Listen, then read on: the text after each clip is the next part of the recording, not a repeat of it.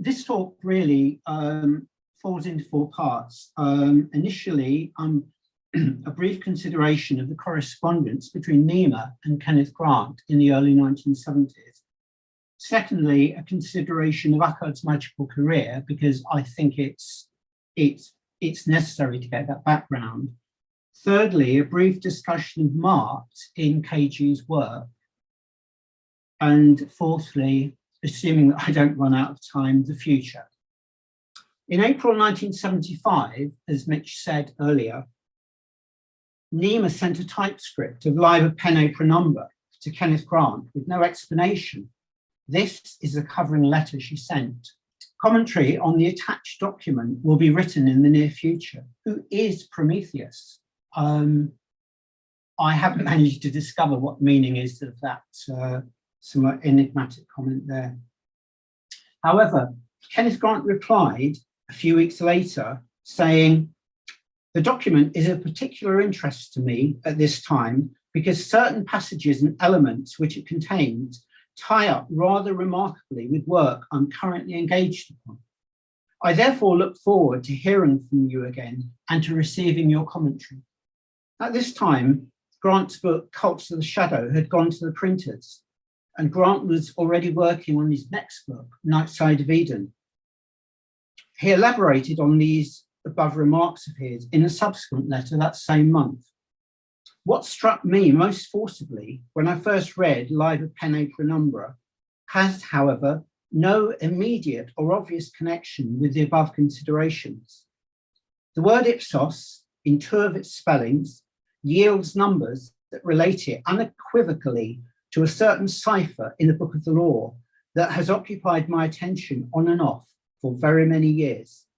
What is more, these two numbers tie up with the central theme of the book I am now writing.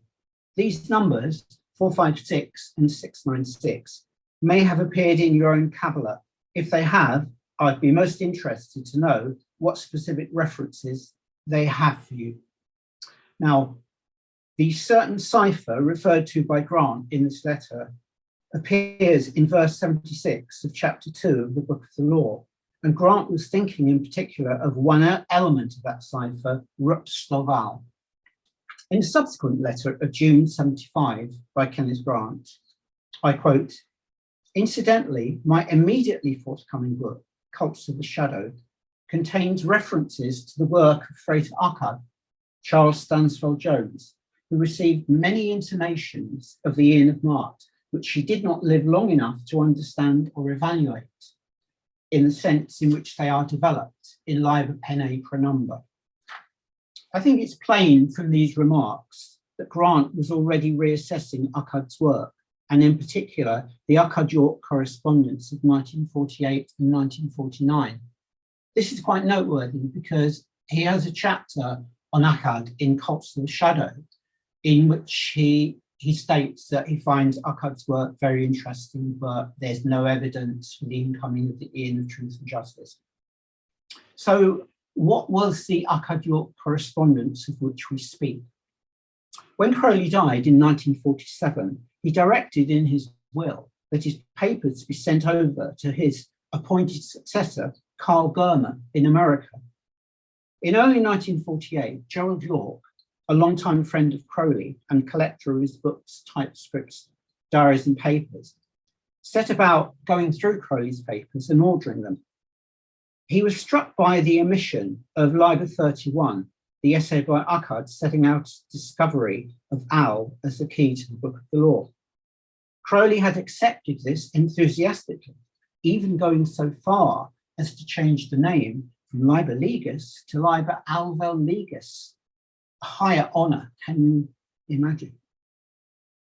Yorke thought that this was an important document and should be amongst Crowley's papers, and wrote to Akkad to ask for a copy.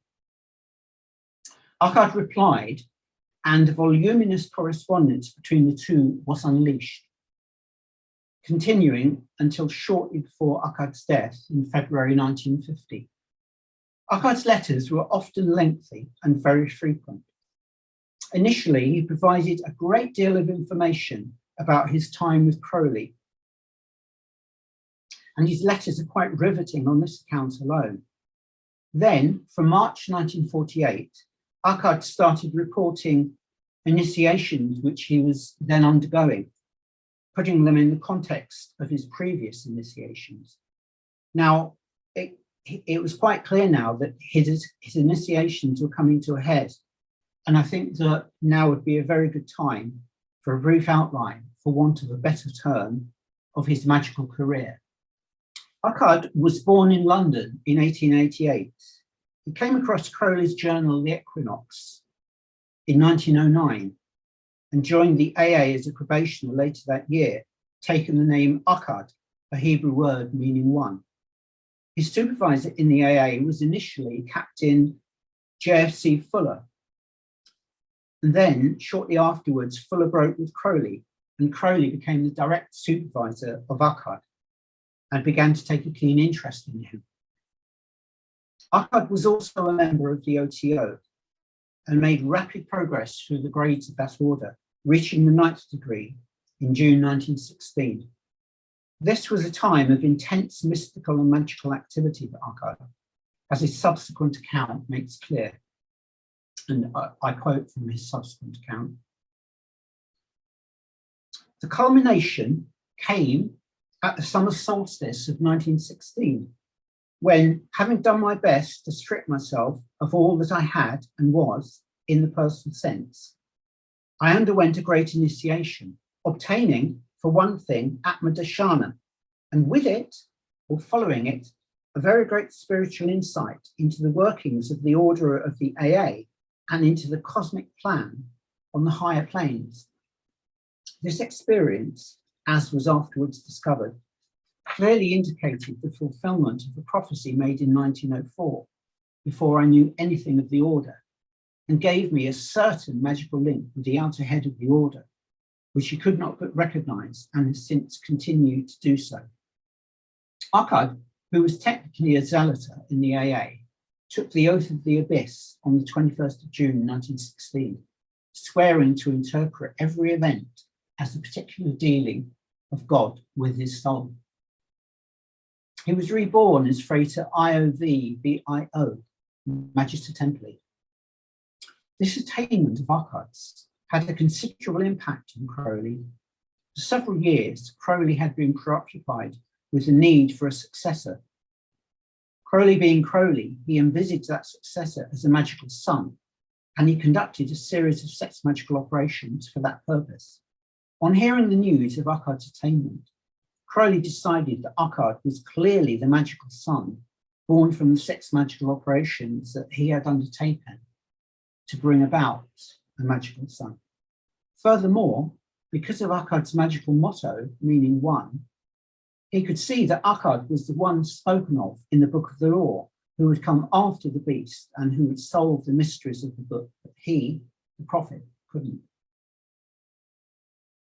Now, as a result of this, Akkad became Crowley's right-hand man.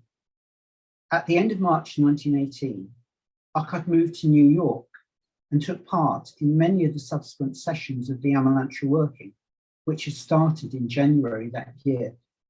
The existing record of the working concludes in June 1918, and shortly afterwards, Crowley went to Esopus Island for a magical retirement. He was visited on occasions by his former mistress and seer of the Amalantrah working, Roddy Minor, and on a few other occasions by Akkad himself. Shortly afterwards, in September 1918, Akkad began having a series of insights into the Book of the Law and came to see that the Hebrew word al and its reverse la, which mean God and not respectively, were key to understanding the book. He started recording this and other insights in a document that consisted largely of diary entries, and he later called this Liber 31. He chose this name because the Hebrew word al enumerates as 31. Akkad completed Liber 31 in early November 1918, but decided not to pass it to Crowley for the time being. In March 1919, Crowley published Blue Equinox. This issue This issue included extracts from Akkad's magical records as the first part of several projected parts, setting out his attainment as a master of the temple. This photograph of Akkad shows him in meditation and was used in the Blue Equinox. In September 1919, a year after he first had the insights, Akkad finally sent Crowley his Liber 31 key to the Book of the Law. Crowley was overjoyed to receive it, overjoyed at Akkad's insights, and augmented the title to Liber Alvel Libis. Unfortunately, this was the high point of the relationship between Akkad and Crowley, and shortly afterwards, relations between the two men became strained, and then very strained. In 1920, Akkad had been introduced to another order, the Universal Brotherhood, of which Crowley took a dim view, a very dim view indeed. Akkad tried to interest his friends and colleagues in the Universal Brotherhood with varying degrees of success. When I say varying, I really mean very little. Nevertheless, Akkad became increasingly absorbed in the work of the Universal Brotherhood throughout the 1920s, to Crowley's annoyance, and indeed he eventually became its head. In 1921, the then head of the OTO, Theodore Royce, issued Akkad with a charter appointing him as head of the OTO for North America. Crowley had previously maintained that North America was actually within his jurisdiction, and so this became another point of annoyance and conflict and disenchantment between the two. This period of time of the early 1920s was actually a very creative one for Akkad. He published QBL, or The Bride's Reception, in 1922, The Egyptian Revival in 1923, and The Anatomy of the Body of God in 1925. These are considered his three major works, but he also published others, notably in 1923, 31 Hymns to the Star Goddess, Crystal Vision Through Crystal Gazing, and The Chalice of Ecstasy. He also published a diagram, The Wheel of the Tarot. An amazing compilation, really, setting out in great detail cards of the tarot pack to the constellations and the decanates, and I've been using that myself in a magical working that I've had that's actually been underway for about 18 months now.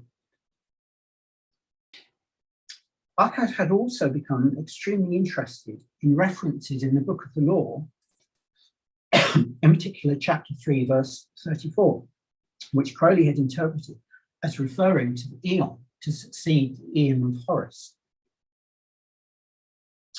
I'll just quote it. But your holy place shall be untouched throughout the centuries, though with fire and sword it be burnt down and shattered, yet an invisible house there standeth, and shall stand until the fall of the great equinox, when Ruamachis shall arise, and the double-wonded one assume my throne and place.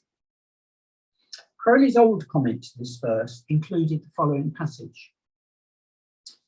Following him, Horus, will arise the equinox of Maat, the goddess of justice. It may be 100 or 10,000 years from now, for the computation of time is not here as there. At this stage, Crowley wasn't tying in the eons to the precession of the equinoxes, i.e. approximately 2,000 years apart. In the early 1920s, Crowley wrote another longer comment called the New Comment, and it made further interesting remarks on the relationship between the two eons, Aeon of Horus and the Aeon of Maat. There is no violent antithesis as that between Osiris and Horus. Strength shall prepare the reign of justice. We should begin already, as I deem, to regard this justice as the ideal, whose way we should make ready by virtue of our force and fire. The Aeon to come after Horus was characterized by Akkad as the Aeon of truth and justice, and also known as the Aeon of Maat or Maat. Crowley was interested in this too, but expected Akkad to concentrate on assisting him in his work of propagating the Aeon of Horus. There were, though, other sources of tension. As we've seen, Akkad was by now writing and publishing his own books, and Crowley disliked the books intensely. Another was over Crowley's stock of books, which he'd arranged to be sent over from England. Akkad paid for their storage. He was authorized by Crowley to sell these books, keeping a proportion of the money for himself and forwarding the rest to Crowley. Crowley came to suspect that Akkad was defrauding him and set up a committee to investigate the matter.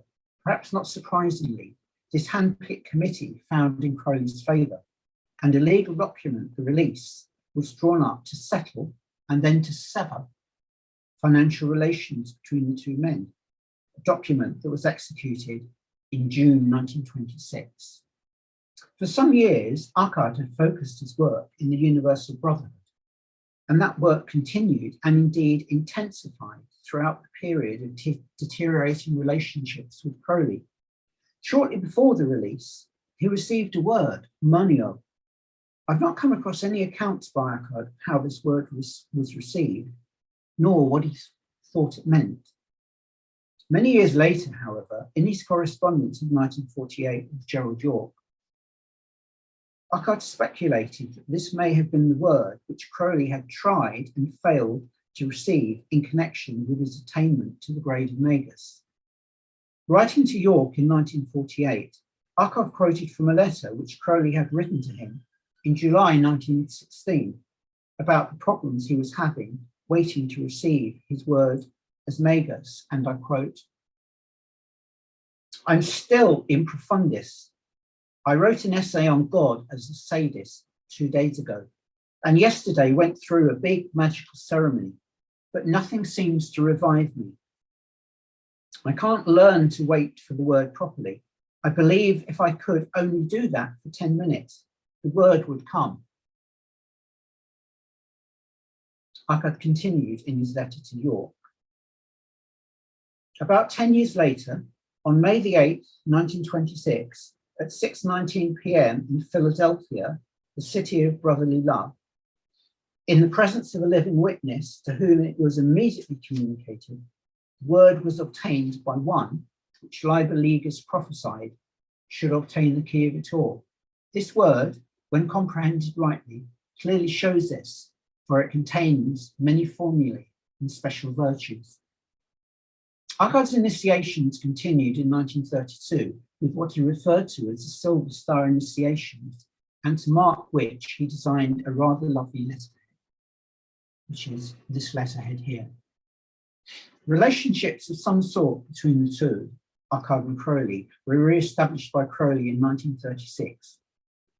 He was working on the Equinox of the Gods and wished to write about Akkad's discovery in 1918 of Al as the key to the Book of the Law.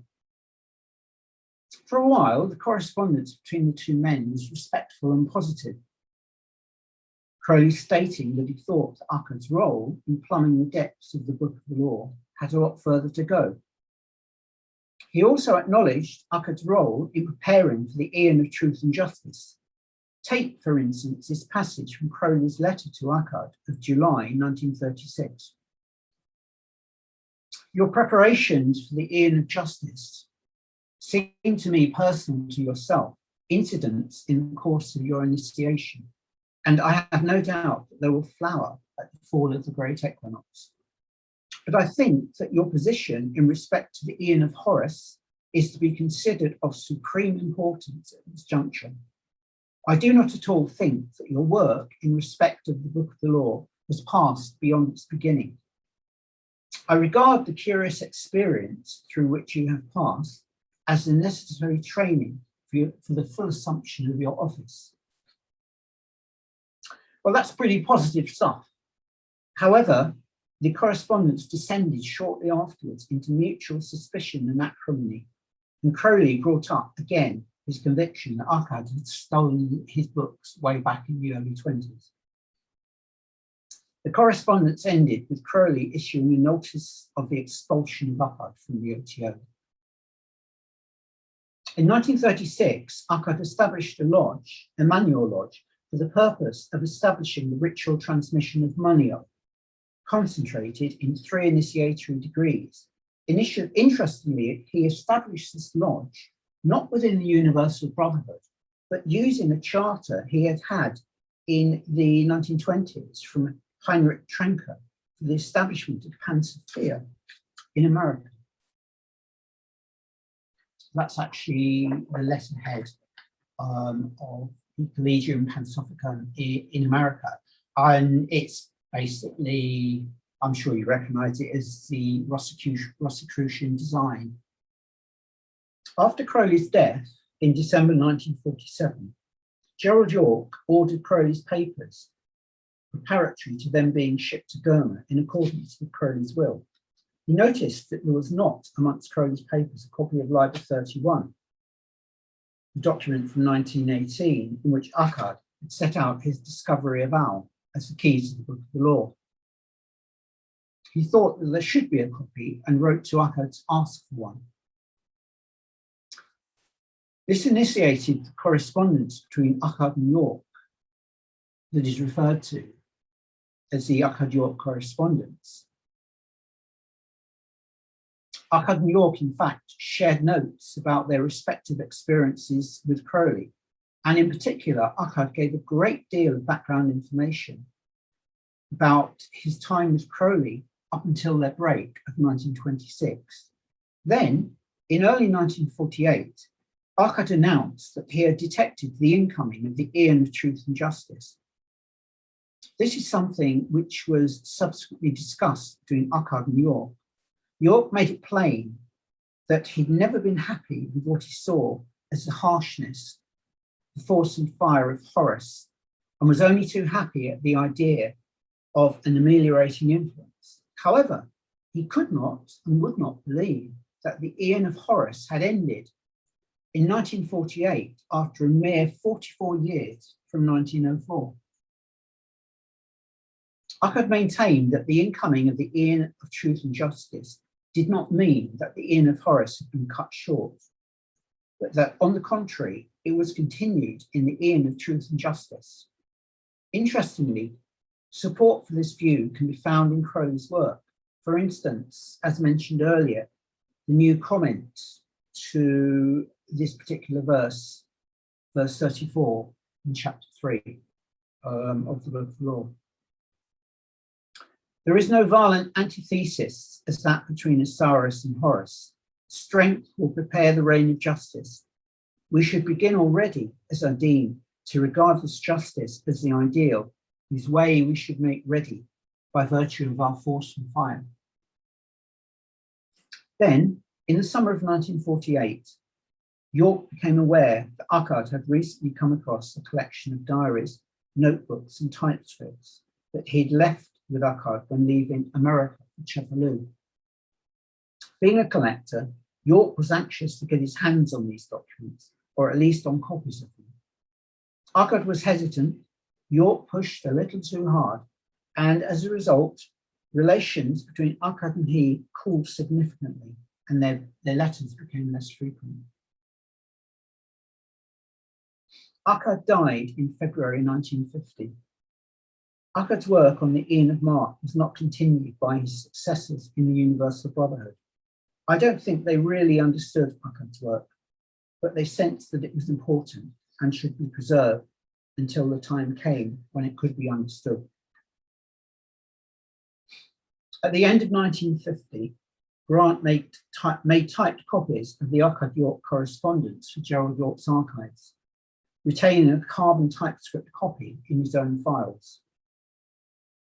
At the same time, he became very interested in Akkad's work, borrowing from Yorke the 3 major works, QBL, the Egyptian Revival, and the Anatomy of the Body of God. In Remembering Aleister Crowley, Grant described Eastern mysticism as his first love. In 1950, he developed a growing interest in Advaita Vedanta, in particular the works of Ramana Maharshi, who had died earlier that year. His interest became so great that for a couple of years, he lost interest altogether in Western magic. Then, in 1954, his interest in magic returned, but Advaita remained at the heart of his work subsequently, all the way through the Typhonian trilogies. Gerald Yorke introduced him to the work of the German occultist Eugen Groscher through his regular magazine, Blätter für Lebenskunst. And Grant took a particular interest in several articles on a transplutonic planet called Isis. Grant established New Isis Lodge to work with the energies transmitted by this planet and drew up a series of grade rituals for the degrees of the lodge, which ranged from 0 to 11. To each of the degrees was assigned a planet, Earth to 0 degree, Moon to the 1st degree, etc., culminating in the transplutonic Isis assigned to the 11th degree. This is it here. This is one of the papers from this period when Grant was establishing the New Isis Lodge. And this is actually a synopsis, a very brief synopsis of grades. And it assigns a keyword for each grade, followed by an explanatory gloss upon that keyword. The keyword and gloss for the final degree, the 11th, is of particular interest. 11th degree Isis, realization of inherent identity with the dream cosmos and its creator and energy bestower, New Isis. In 1948, Grant had begun to study and to assimilate the voluminous works of Gerald Massey, taking particular interest in the account therein of the generatrix, the primal goddess Ta'ert, or Hakau, who is deemed to have generated the universe. Now, as the grade description makes clear, this had become fused with Advaita and with Nuit in the form of New Isis, it amounts to the same thing. It brings to mind something from the Upanishads. We are like the spider. We weave our web and move along in it. We are like the dreamer who dreams and then lives in the dream. And this is true for the whole world. Grant clearly identified with the spider's web. Over the decades, he took on several forms of his magical name, Aeosic, and one such was Aeosic Iwas, from which he derived the number 718. It just so happens that the Hebrew for spider's web, Kavriot Bish, enumerates as 718. This is shown very clearly on the front cover of Outside the Circles of Time. I want to quote a passage from Outside the Circles of Time. Myths and legends are of the past, but Maat should not be thought of in terms of past or future eons. Maat is present now for those who, knowing the sacred alignments and the gateway of in-betweenness, experience the word ever coming, ever remaining from the mouth, in the ever new and ever present forms that are continually being generated from the mystical Atu, or the house of Maat, the Maat Atu. This passage for me evokes so much. It suggests Ipsos by the same mouth. It suggests that Maat is identified with the genetrix, Ta'ert, or Hakau, who is generating the universe, generating reality, generating the dream cosmos, not as a single historical event, but indeed is continually generating these images. Well, I've got a few minutes left, so I'm going to move on now to the future.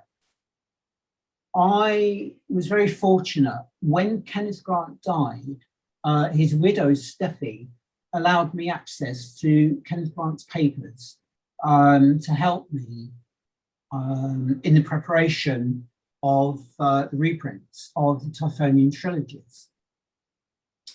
And amongst the papers were a good many relating to New Isis Lodge, in particular the formation of New Isis Lodge, grade work papers, all sorts of things like that. And I found them very interesting. What I found, though, was that in the course of reading them, in the course of studying them, the whole thing was reactivated. And this was very useful to me because I become aware of the need for regeneration of the order following the death of Kenneth Grant. You know, we couldn't spend the rest of our time just in Kenneth Grant's works, just in propagating Kenneth Grant's works. That's a very necessary job to do, and that is something that we'll always do that. But things move on, and Kenneth Grant said to me one day that he hoped that I would continue his work after his death, and that's actually what I'm doing. And I found by studying these papers that a number of magical workings and rituals suggested themselves to me. And there was one in particular which basically involves envisaging New Isis, the generator and sustainer of the dream cosmos, as a spider, as a huge spider's web. And across this web are exuded drops of dew. And these drops of dew, they precipitate across space and time as moments of epiphany, as gateways back to remembrance of our real cosmic identity. I have to say, it's bloody exciting work, and I love every minute of it.